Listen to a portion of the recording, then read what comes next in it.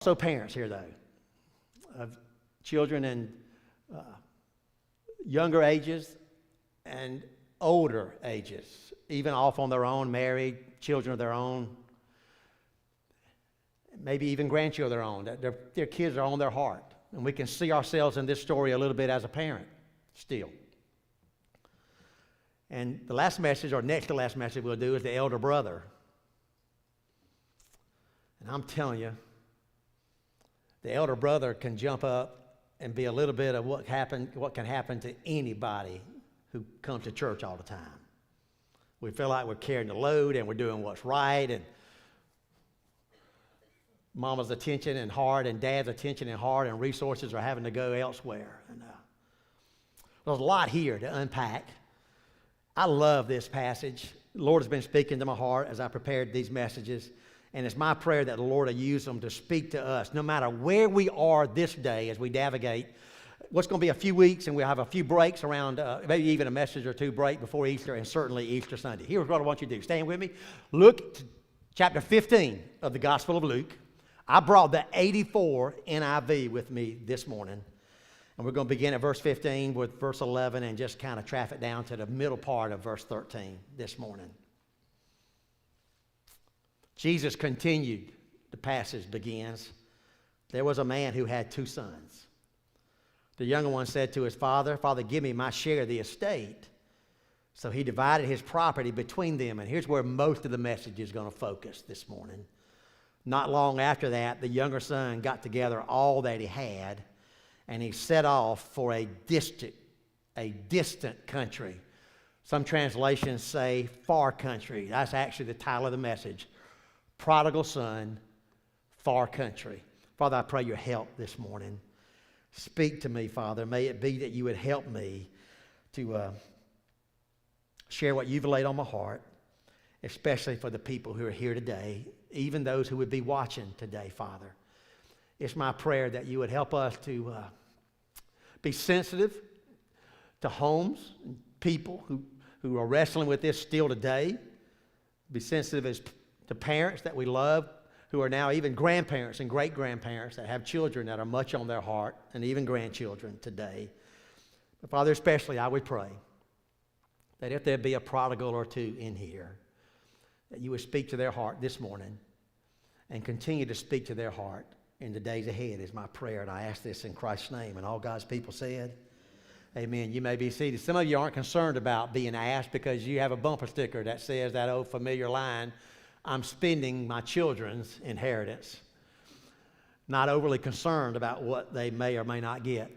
Give me a little pause here. I was going to say a couple things here about inheritance, but we're going to say the next few messages, I'm going to talk to you a little bit about how this really wasn't that out of line, what this prodigal did in this culture and this time. Deuteronomy addresses it a little, and we'll look at it a little bit as we navigate the weeks ahead. But I also just want to remind you that it's always bad, isn't it, in any part of life, to come across like something is owed to us. Andrew's reminded us in the beautiful song that we sang with the group, God's faithful to us.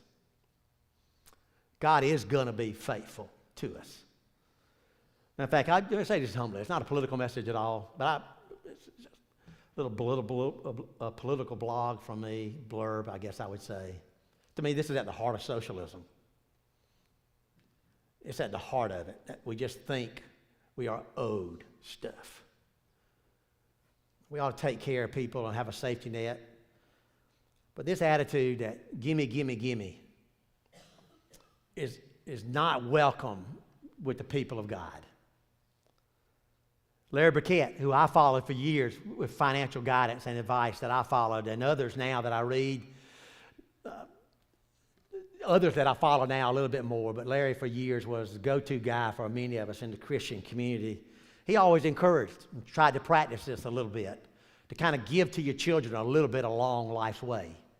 See how they handle it. See what to do when you help them with this area or help them with that area. And it can be, college and vehicles, and just see how they handle it.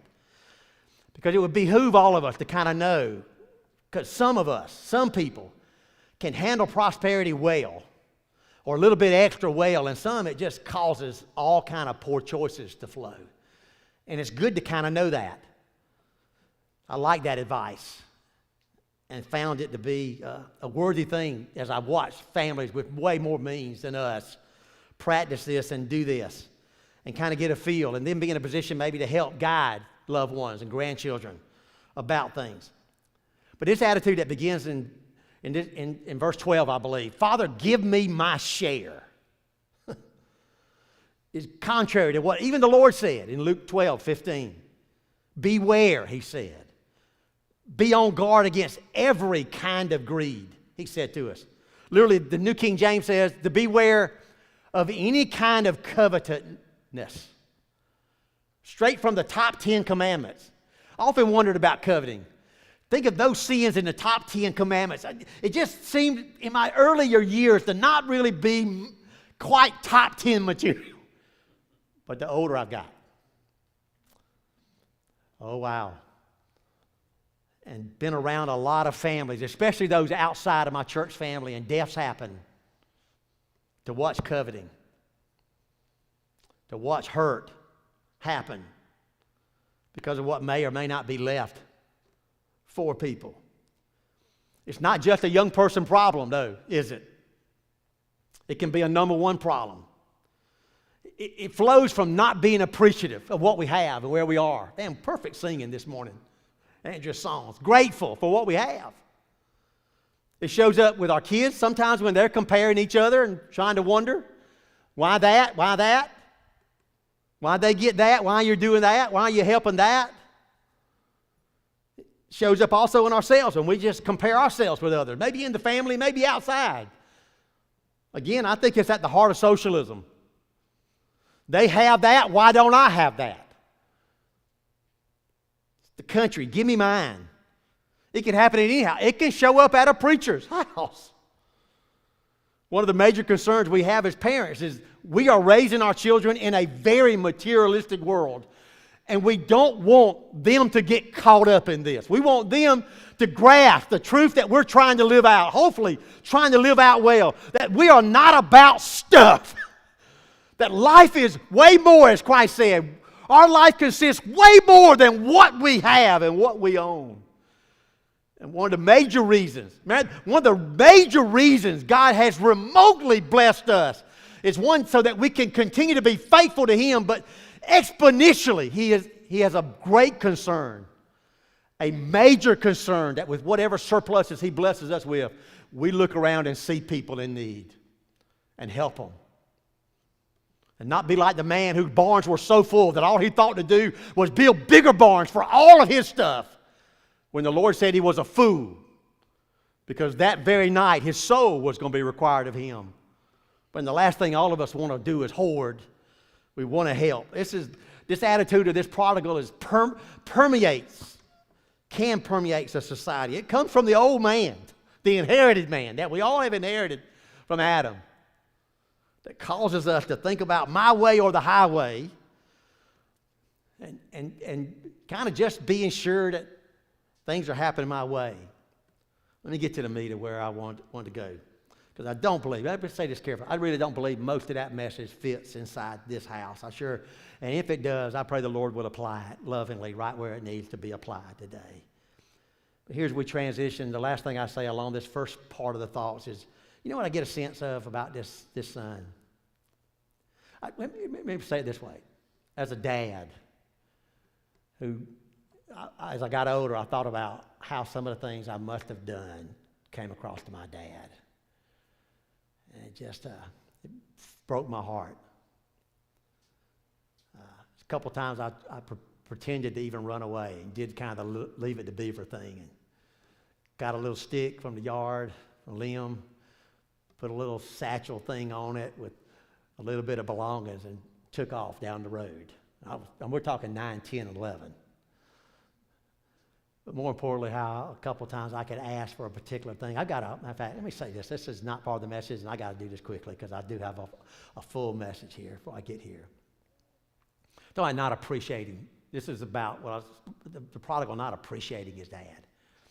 My dad just got out of the Marines, was working 3 jobs and then just got the job at the railroad. Was driving a taxi, working at Ralston Marina, and another job to make ends meet so mom could stay home with what was 4 children and then 5 by the time this happened. So I'm now a teenager, and Daddy has just had the job at the railroad a little while. 5 children, just past training, just starting to make some decent money.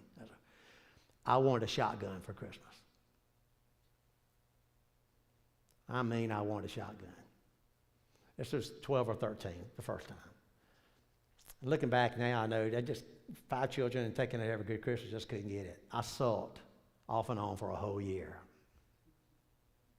about not getting a shotgun. The next year, they gave me a shotgun. Single shot, 16 gauge. Harrison, am I saying it right? Greg, it's the only gun I have in my house of a rifle or a shotgun. It'll go to Dallas when I pass. And I'll never let it go. Because of 2 reasons. One, it came from Dad. But 2, I want you to hear this. This is how unappreciative a prodigal can be. I shot that shotgun one time till I moved out on my own. Went with a buddy of mine rabbit hunting on my grandparents' property.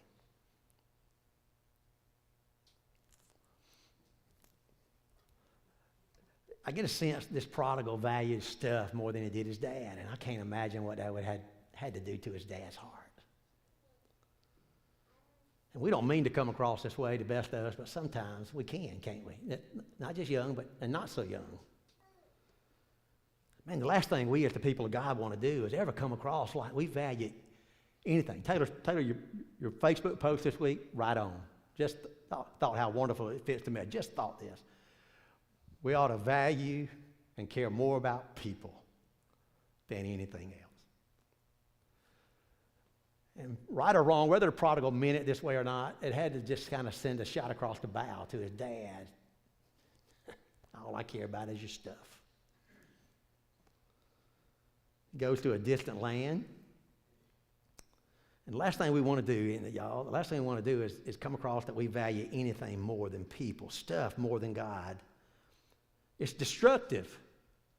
It's destructive.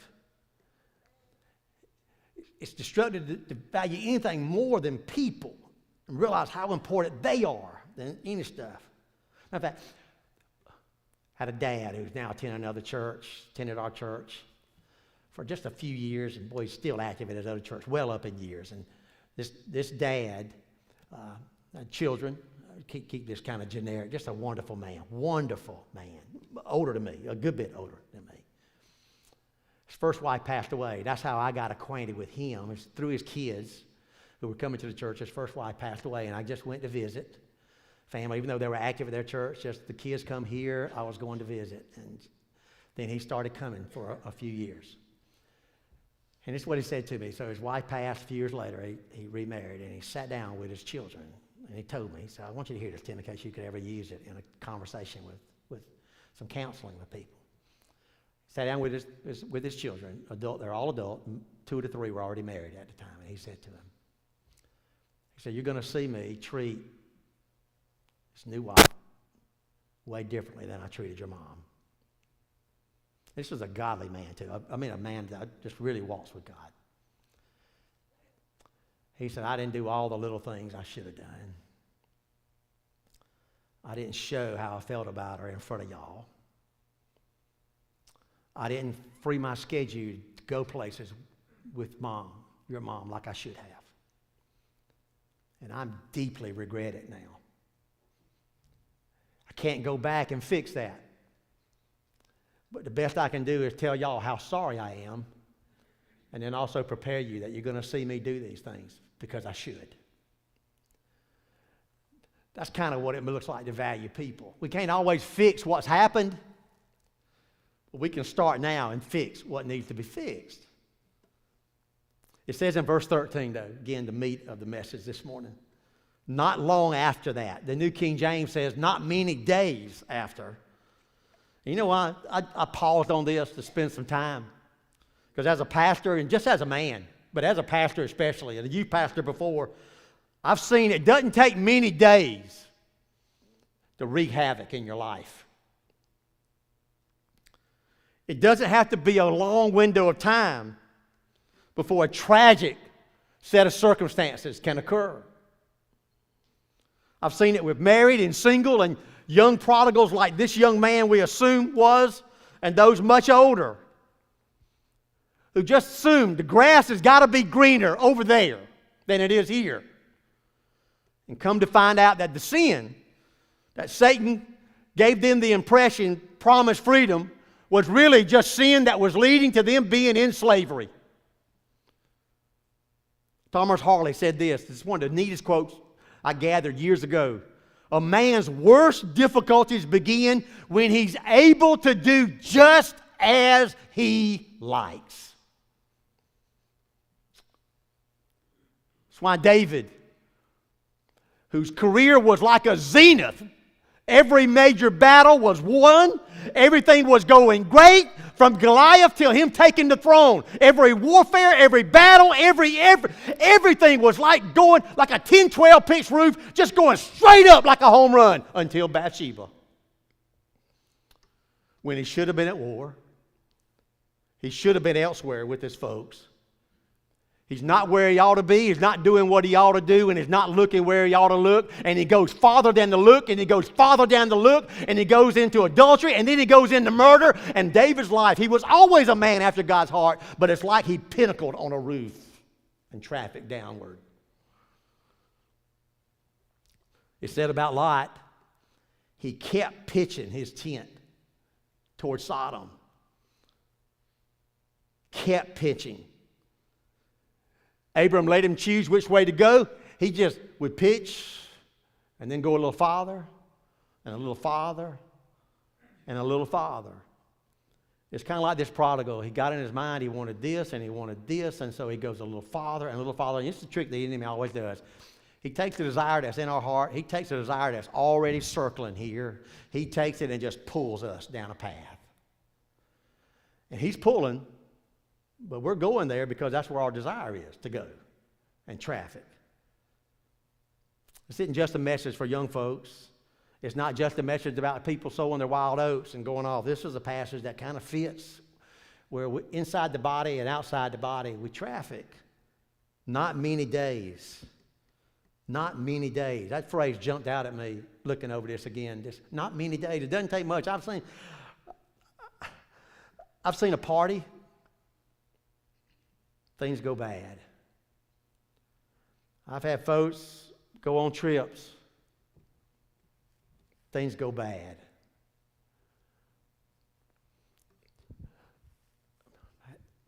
I've been interacting with people who would say to me, just a click on the computer,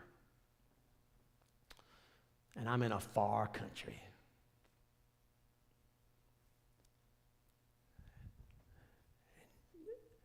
And then another click, and it's a little farther.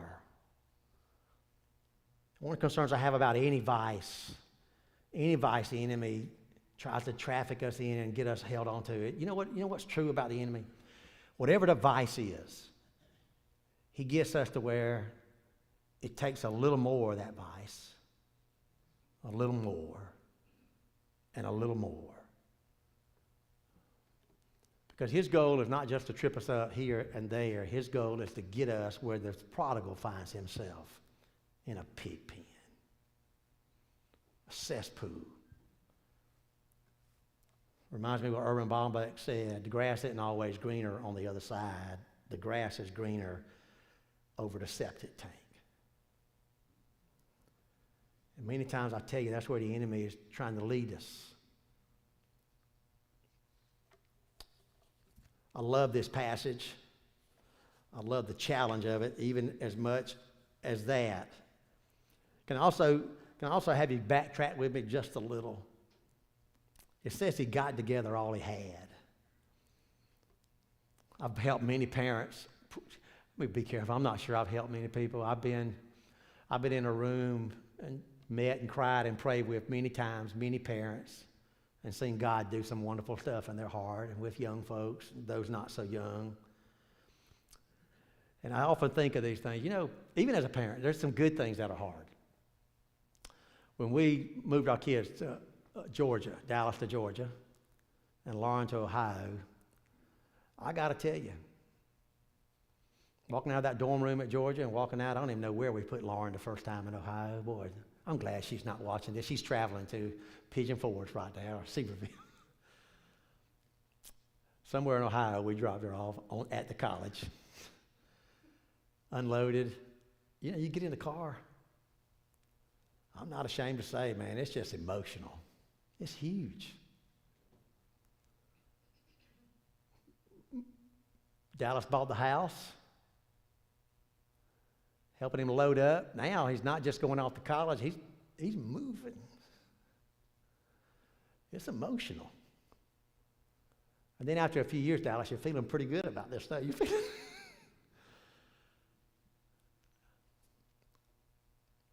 It's hard to imagine what I've talked with parents about who hearts are crestfallen. Maybe it didn't load up and a child went somewhere, but their children have got somewhere and they've watched them head off to a challenging place that has wreaked havoc and can wreak havoc in our lives. Think about this. Loaded up all he had. We'll chat about this, y'all. Matter of fact, next week or the next week, we're going to chat about how do you get your daddy's possession? How do you get your daddy's stuff? Matter of fact, let me just give a little prelude here. How do you get your daddy's stuff in a society like this was? Because it's not at a CD at a bank. You know how you get your daddy's stuff? Your part now is daddy has to liquidate it now. So my humble opinion, for him to get his part, however it's played out, they either kind of bought it inside the family. There's a lot of dynamics here we don't know. But typically, what happens if you have to get rid of land and property and cattle? And somebody knows you got to get rid of it now. And it's not necessarily perfect market time to do it. You're selling it for just what you can get for it at the moment. To pass on to the son what he can take with him and be able to use in a liquid way. They say, you know what they say? While in Rome, do as the Romans do. What happens in Vegas stays in Vegas. The story of the prodigal son reminds us, nothing stays where it happens. And nothing is not seen by God.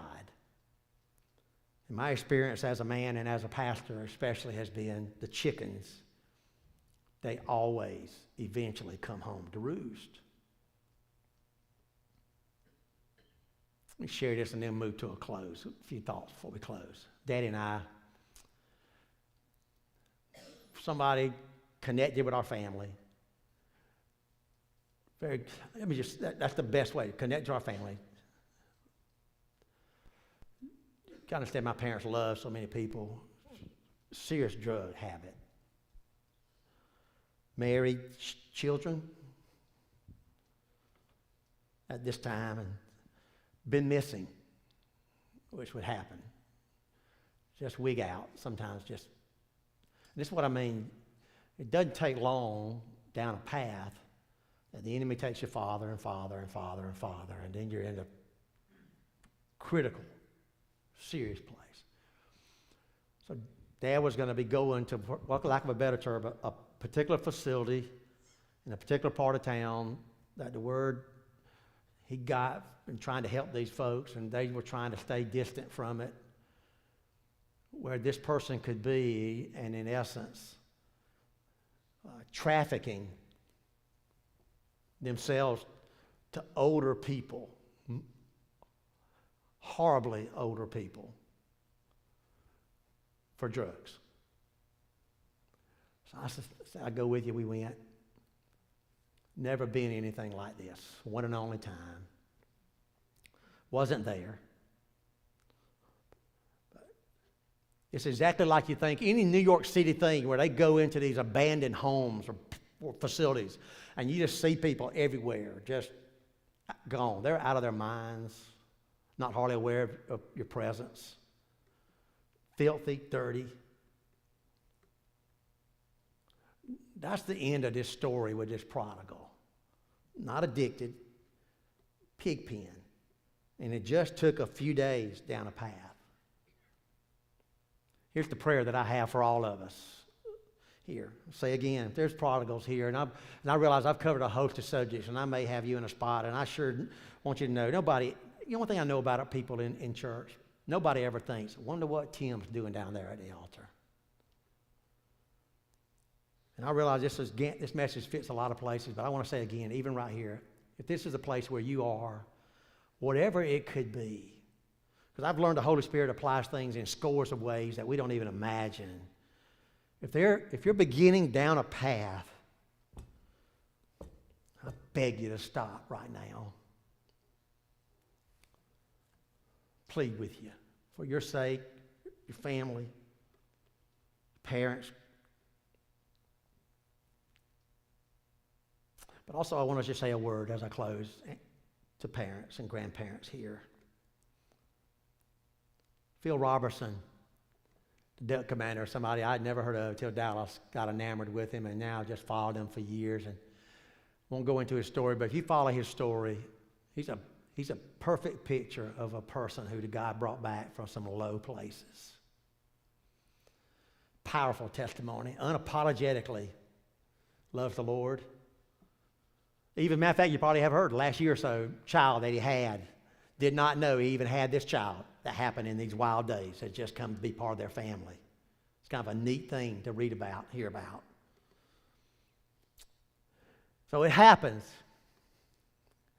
We get strayed, and then God has some people praying for us, cared about us, and he hears, and he speaks, and he comes. Because Ruth Graham sums up to me how I want us to respond as the parents and grandparents throughout this whole time that we're talking about these messages. Ruth said this, because they had two, Don and Franklin, I believe Don, prodigals in their home. So, let me pause there. The best of homes can have a prodigal.